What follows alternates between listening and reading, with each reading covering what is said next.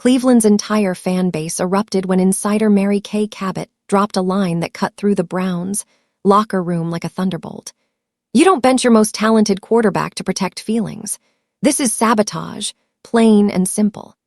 In a single sentence, she said what thousands of frustrated fans had been screaming online for weeks, that the Browns' coaching staff might be holding back their own future by keeping Shedeur Sanders on the bench. The spark for this uproar was Cleveland's ugly loss to the Minnesota Vikings, a 21-17 heartbreaker that ended on the final play.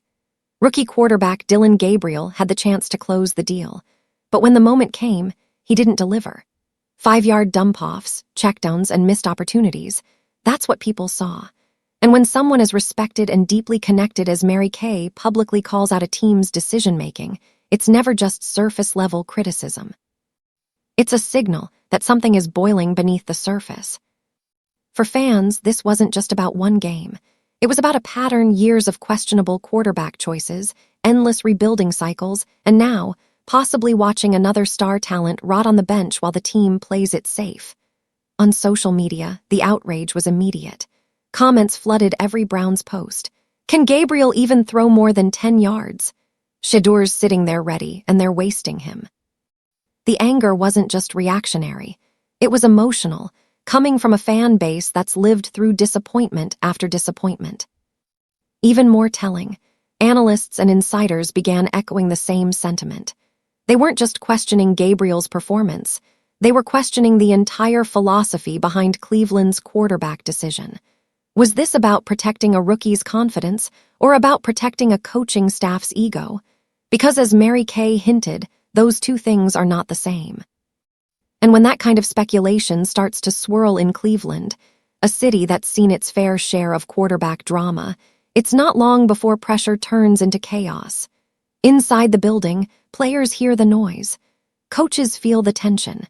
And fans, they can smell a quarterback controversy from miles away. But this was only the beginning. Because while the Browns tried to play damage control after that loss, the real story was just starting to unfold, and it would only get louder from here.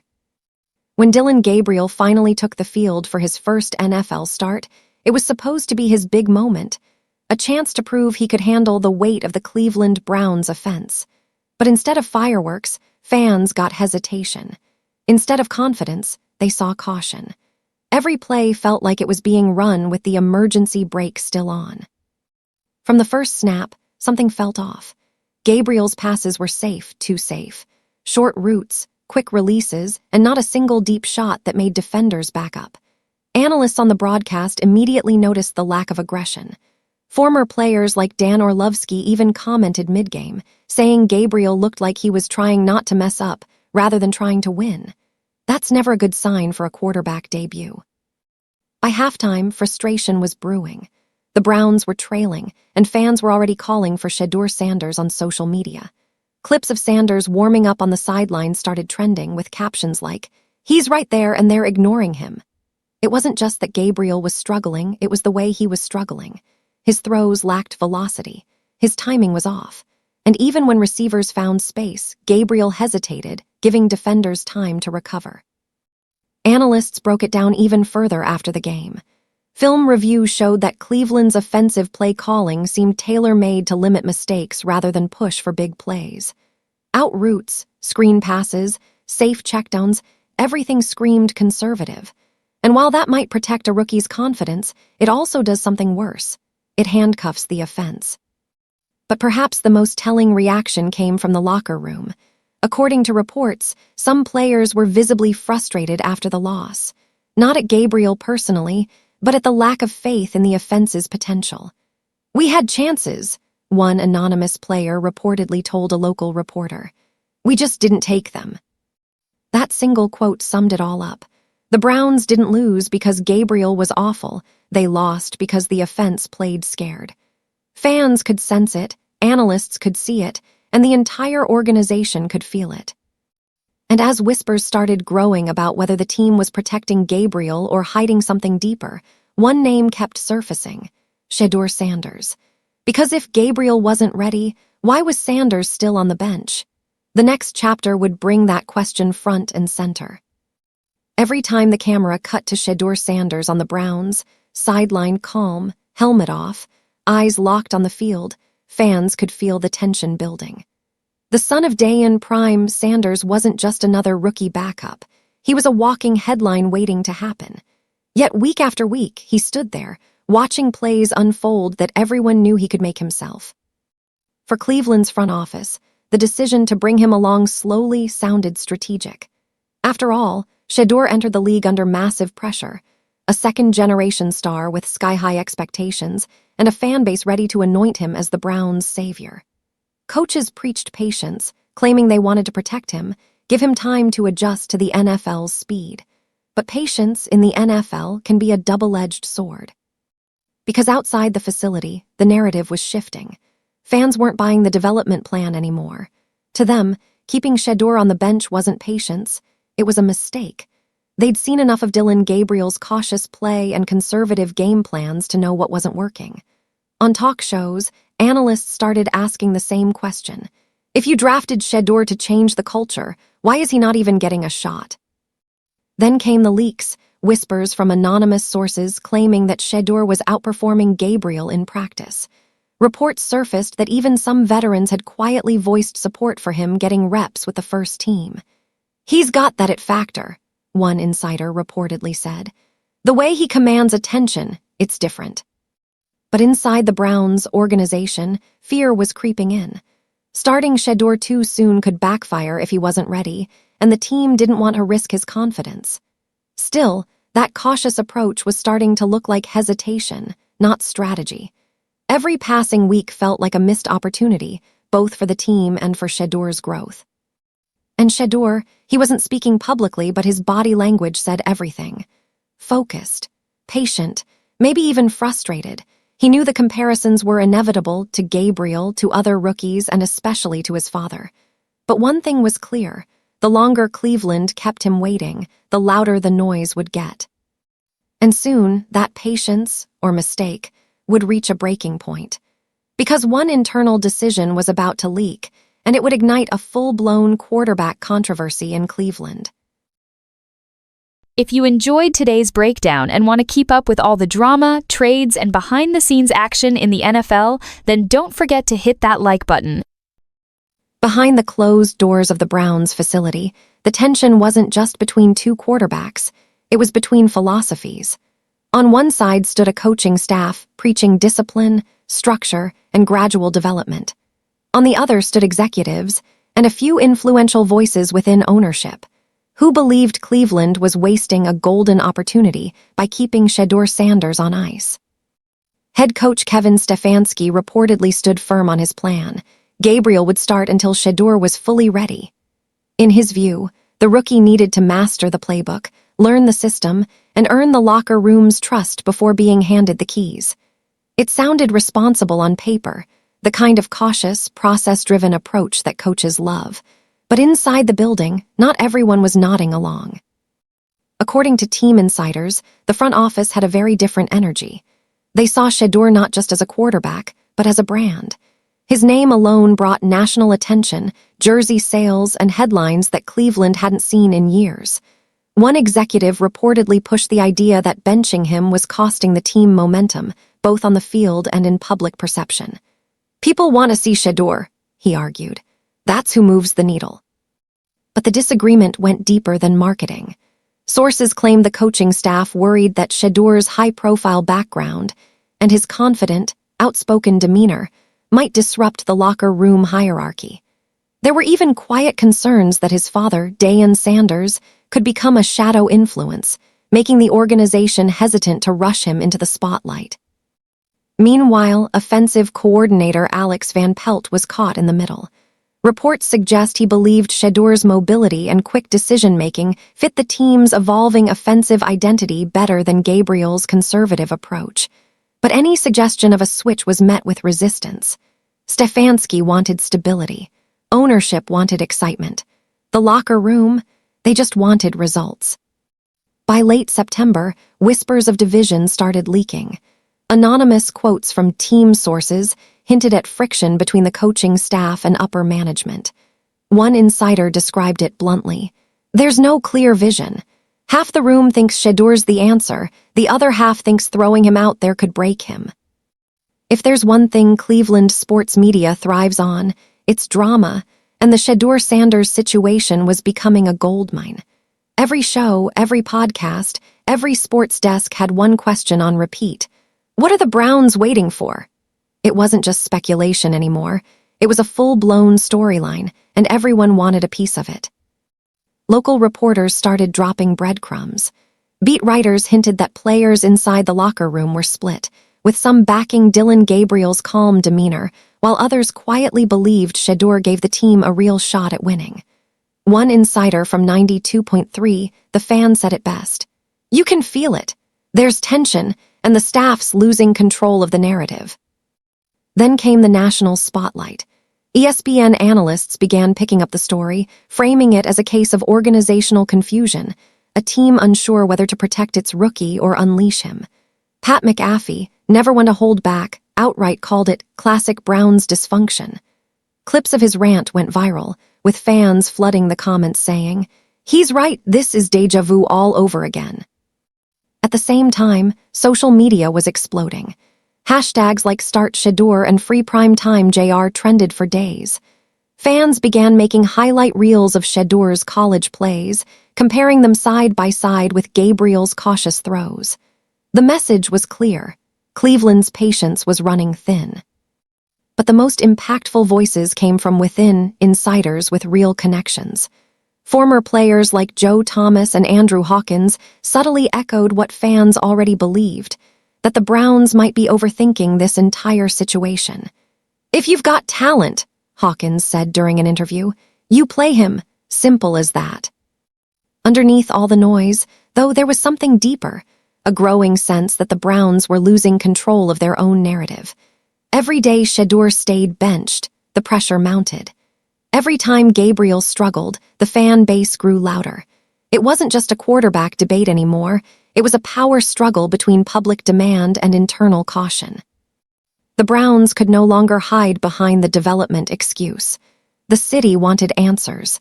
The media wanted a headline.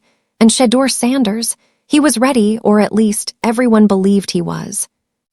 What happened next wouldn't just test the Browns' leadership. It would expose just how fragile their entire structure really was. While the media turned Cleveland's quarterback situation into a headline war, the emotional toll behind the scenes was far more complicated. For Dylan Gabriel, what began as a dream opportunity was quickly becoming a nightmare. Every snap he took was met with judgment, every short throw, every missed read replayed and dissected on social media. Fans weren't just critiquing his play, they were comparing him to a player who hadn't even taken the field yet. Inside the locker room, Gabriel felt that weight. Teammates respected his work ethic, but even he could sense the growing silence after bad drives, the kind that says more than words ever could. According to reports, Gabriel started showing signs of frustration in practice, forcing throws in scrimmages, trying to prove he could be the guy. The pressure to perform wasn't just external anymore, it was internal, eating away at his confidence one mistake at a time. Meanwhile, Shedeur Sanders faced a different kind of pressure, the kind that comes from expectation. He didn't ask to be the face of Cleveland's future, but from the moment he arrived, the hype followed him everywhere. Being Dylan Sanders' son meant every move, every gesture was magnified. If he smiled during a loss, fans said he didn't care. If he looked serious, they called him impatient. There was no winning. Behind closed doors, those close to Shedeur described him as focused but restless. He studied film late, stayed after practice, and tried to drown out the noise, but that's easier said than done when the entire sports world is watching, waiting for your debut. "He's got that calm exterior," one insider noted, "but you can tell he's ready. Sitting this long isn't in his DNA." For both quarterbacks, the psychological strain was mounting. Gabriel feared losing his chance before he could truly show what he could do. Shedeur feared being judged before he ever got the chance. And in a city as intense and emotional as Cleveland, those fears can spiral fast. The Browns weren't just managing a football roster anymore. They were managing two young men fighting their own mental battles in the glare of public expectation. At the core of Cleveland's quarterback debate was a simple football question. Which player actually fit the system better? On paper, both Dylan Gabriel and Shedeur Sanders brought unique skill sets. But once you looked past the stats and into the game film, it became clear that the Browns were trying to force two very different quarterbacks into the same mold, and it wasn't working. Gabriel, known in college for his quick rhythm passing and composure under pressure, had a compact release and a knack for protecting the football. He excelled at short reads and timing routes, the safe, structured style that coaches love when they want control. The issue? Cleveland's offense wasn't built for control. With deep-root threats like Amari Cooper and Elijah Moore, and a running game that could draw safeties in, the Browns needed a quarterback who could stretch the field, someone who could make defenses pay for crowding the line. That's where Shedeur Sanders stood out. His college tape was filled with confident pocket presence, laser-accurate deep throws, and the poise to extend plays when things broke down. He thrived on chaos, using movement, creativity, and anticipation to keep defenses guessing. Coaches who watched his film called him unshakable. But that same trait, ironically, made some in Cleveland's staff nervous. They weren't sure if Shedeur's improvisational style would blend with their rigid, timing-based system. Physically, the differences were just as striking. Gabriel stood at 6 feet, mobile but not explosive, quick enough to evade pressure, but not enough to change the dynamic of a play. Shedeur, taller and stronger, brought a blend of pocket strength and mobility that gave him more options when protection broke down. He wasn't a scrambler, but he knew how to buy time, a crucial skill for an offensive line that struggled with consistency. Analysts began pointing out that Cleveland's scheme seemed tailored for Shedeur's traits, not Gabriel's. Yet the coaching staff's insistence on stability kept the offense stuck in neutral. It wasn't a question of who was better, it was a question of fit. Gabriel was playing not to lose. Shedeur was built to take risks, and in a league where boldness wins games, playing safe often leads to the exact opposite. Soon, even the locker room began to wonder, was Cleveland protecting the wrong quarterback?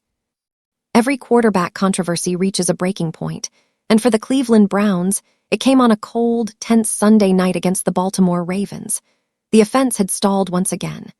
Dylan Gabriel, shaken by 2 early turnovers, walked off the field to a storm of boos echoing through the stadium. Cameras caught Shedeur Sanders standing near the sideline, helmet in hand, eyes locked on the scoreboard. The crowd started chanting his name. It wasn't just noise anymore, it was a demand. When Shedeur finally entered the game midway through the third quarter, the energy shifted instantly. His first drive wasn't perfect, but it was different. Confident, fast-paced. He threw with velocity and purpose, hitting receivers in stride and pushing the tempo in a way Cleveland hadn't seen all season. Within minutes, the offense looked alive again, and even though the Browns ultimately lost, the city found its spark. After the game, Kevin Stefanski tried to downplay the moment, calling Shedeur's appearance a planned rotation. But nobody believed that. Analysts on ESPN, Fox Sports, and local radio all agreed. This was the turning point. One insider summed it up perfectly. Once you give the fans a taste of that energy, there's no going back. Inside the locker room, the mood was electric. Veterans reportedly told Shedeur, "You've got something, kid." Even players who'd stayed neutral in the quarterback debate started speaking up, not because they disliked Gabriel, but because they'd seen what Shedeur could bring to the field. Leadership, swagger, belief. The next week, Cleveland named Shedeur the starter. It was the decision fans had been waiting for, but it also marked a new era of uncertainty. The team wasn't just betting on a quarterback, it was betting on a new identity. One built around flash, confidence, and risk, everything Cleveland had long avoided. The pressure now shifts entirely. If Shedeur succeeds, he becomes the face of the franchise and rewrites the Browns' future. But if he struggles, the organization faces another collapse in a long history of quarterback misfires. Either way, the safe route is gone. Cleveland has made its choice, and with Shedeur Sanders now leading the charge, the Browns' story is no longer about patience. It's about proving the wait was worth it.